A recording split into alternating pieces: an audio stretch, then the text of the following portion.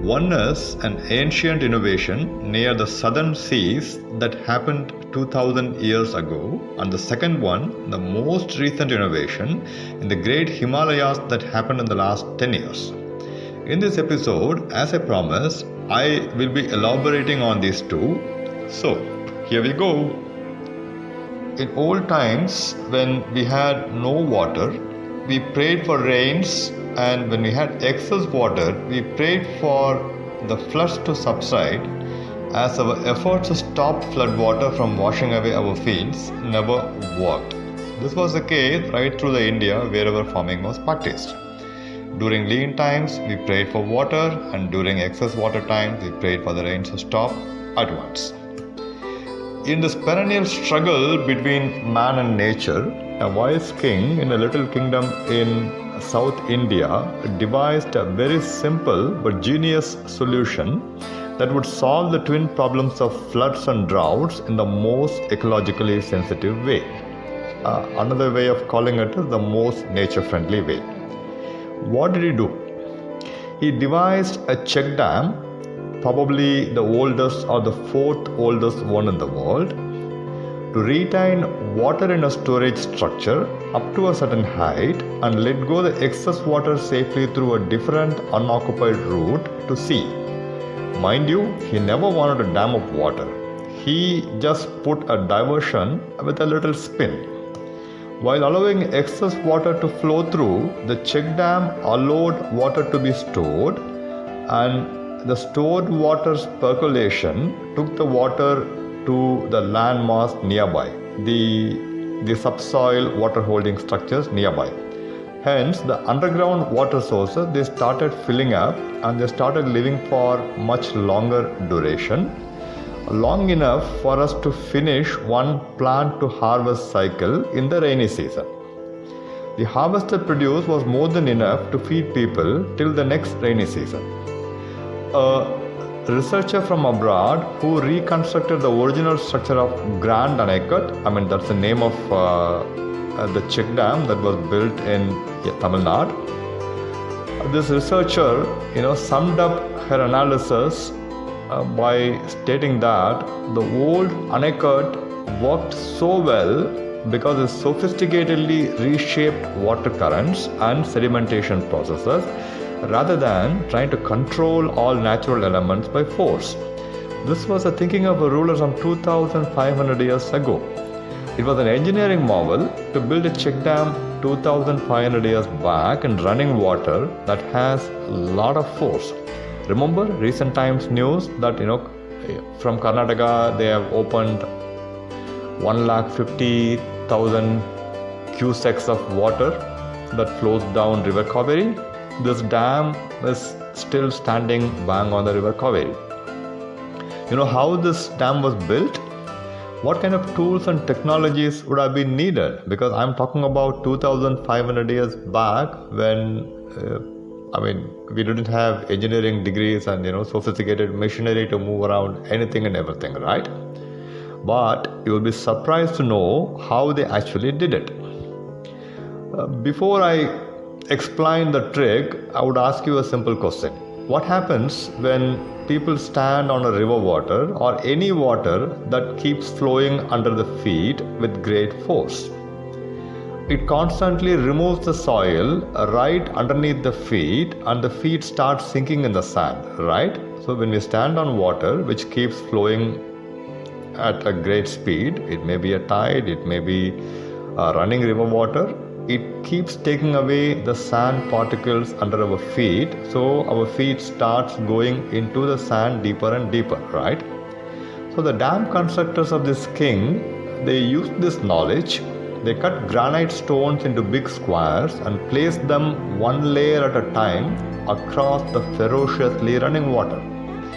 When water starts eroding the soil under the stones, they start sinking. Once they all sink to a particular depth, the dam builders, they put the next layer of stones on top of the first layer.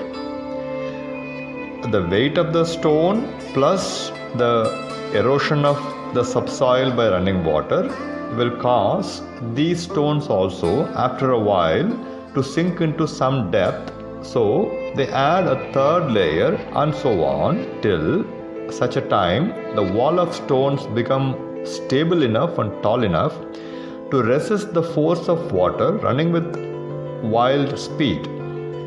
An engineering marvel at a time when modern tools and techniques were unknown to mankind. You agree, right? The fact that the dam, known as the Grand Anacut, still stands as a testimony to human desire to work with nature instead of trying to control nature by force. By control nature by force, I mean the ultra-modern dams, which are getting built in Gangotri and in Brahmaputra and everywhere by India and many other countries in ecologically very, very sensitive areas which are prone to earthquakes. I elaborated them in the last episode. If you have missed it, I would like you to refer back to it if you are able to listen it back. So now let me take you all to the modern times. Ladakh is a beautiful place, right? It's a trans-Himalayan mountain desert in the extreme north of India with villages located at 2,700 meters to 4,000 meters altitudes. This is about 10 to 12,000 feet and above in the Himalayan region. It's a very cold desert with winter temperatures touching minus 30 degrees centigrade, minus 30 degrees Celsius, and an average annual rainfall or snowfall of only 100 millimeters. Human settlements are almost always located around glacial streams which feed into the Indus and other rivers as tributaries. What is a glacial stream? A glacial stream is a stream of water that flows down when the permanent ice deposits in the mountains they melt during summer months. They melt at a very slow pace, that is why they are called glacial streams. The key to human settlement in this cold desert is the art of diverting water from the streams through meticulously built canals towards deserts to grow crops like barley, wheat, vegetables, and trees like apricots, apples, willow, and poplar. After all, the people who live in these villages, they must eat, right? So this is the way they handle their food production. But these villages faced a big problem. What is that problem? Why is it a big problem? Most villages face acute water shortage, particularly during the two crucial months of April and May when there is little water in the glacial streams. On all the villages, they compete to water their newly planted crops which they would have planted by March or April. By mid-June, there is an excess of water and even flash flooding due to the fast melting of the snow and glaciers in the mountains. 3-4 months back, they had shortage of water, acute shortage, and just 3-4 months after, they have excess of water and even flash flooding. Right? This is a kind of precarious scenario in which the people who live in the villages, they practice farming to produce their own food. By mid-September, all farming activities end, and yet a smaller stream flows throughout the winter steadily but wastefully, going into the Indus River without being of use to anybody. After the farming activity ends, water still keeps flowing, and this water just goes into the river without being of use for anybody. Though for the next water cycle, for the next farming cycle, the people in the village are hard pressed for water. That is, they don't have water, right? The problem is getting worse with time as Himalayan glaciers are disappearing at a faster clip due to global warming and local pollution. One man's visionary solution is changing it all. How? When snow melts into water, water flows into many mountain streams in summer months till the start of winter. What if we store the water that runs down the Himalayan slopes in a useful way during winter months and reuse them in late spring or summer for agriculture purpose? What if we are able to store the water near the farmlands without building huge dams? It's a very, very cost sensitive area, and the people in the villages, they are not able to spend money to do even farming. So how to store water at that winter time which can be used when they needed it during early spring? Ladies and gentlemen, I introduce you to Mr. Sonam Wangchuk, a great mind with problem-solving ability in a scale that we have not encountered in 100 years in India or anywhere. Actually, this man was the original guy that Mr. Amir Khan portrayed in the hit movie Three Idiots, right? The genius student who drops out from a prestigious institute to run a school for children who could do hands-on things to solve real-life problems. Three Idiots, right?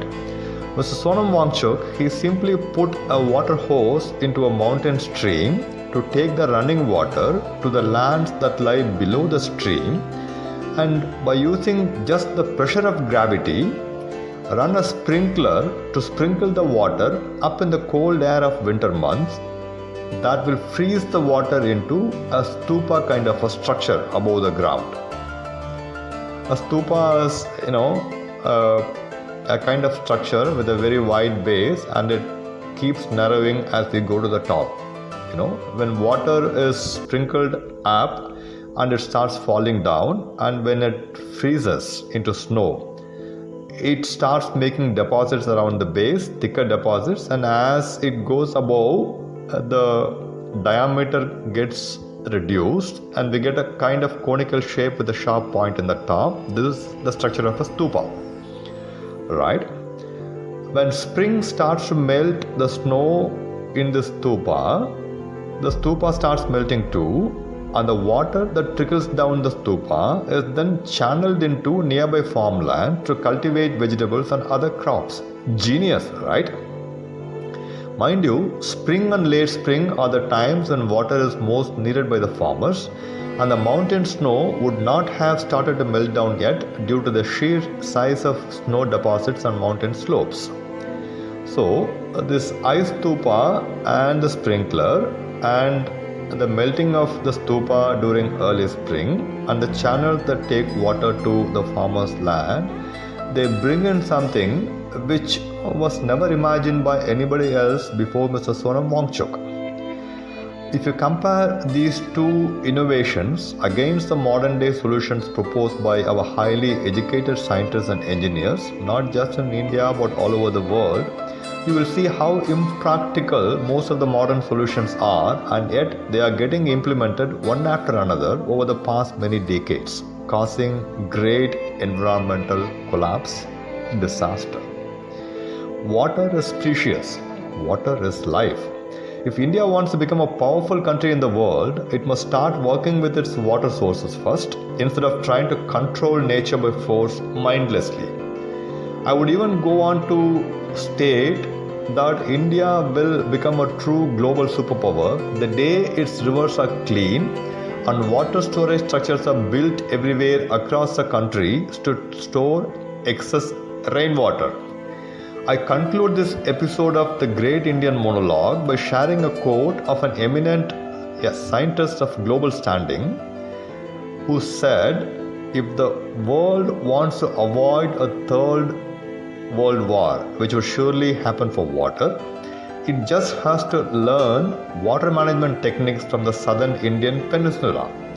The kings of ancient South India built water storage structures everywhere to store as much rainwater as possible, as close to the farmlands as possible, in every single village, right from huge lakes to small drinking water ponds. There are ponds which are dedicated for drinking water. There are ponds which are dedicated for farming. There are check dams, which allow the water to go down the soil to recharge the subsoil aquifers and excess water to flow to the rivers or to the sea. Mind you, this was done in every single village.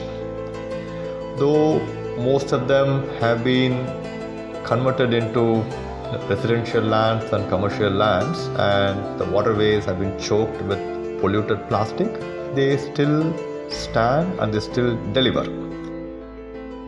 Good day, listeners. Welcome to Radio Udon. And this is Babuji Janakarajan, your host for the Great Indian Monologue series. Monologue means a long speech by one person, the classic textbook definition. A heck of an interesting speech every single time on so many different topics you can imagine. In a series of talks, I will share my thoughts on subjects like civic sense, current happenings, commerce, technology, business, science, health, living, and so on and on and on and on. Though the title is The Great Indian Monologue, I would be glad to receive your views by means of comments for each episode. I'm sure you would have truckloads of comments because I'm sure you would have your aha moment whenever you listen to any of these talks. Like, this guy is exactly telling what I felt, or he is talking about things which I imagine in my mind in the exact way. I'm sure you'll be able to connect with this. So I expect your views and comments for each episode, and share some of the best ones at the beginning of the next episode, so that this monologue evolves into a dialogue and a discussion, a healthy one at that. Stay tuned. You're listening to Radio Udon. You are listening to Radio Udon. I'm your RJ Babu Janakarajan for Great Indian Monologue talk show. Soon I will connect back with you with yet another basic issue. Till then, I wish you all the best and stay blessed.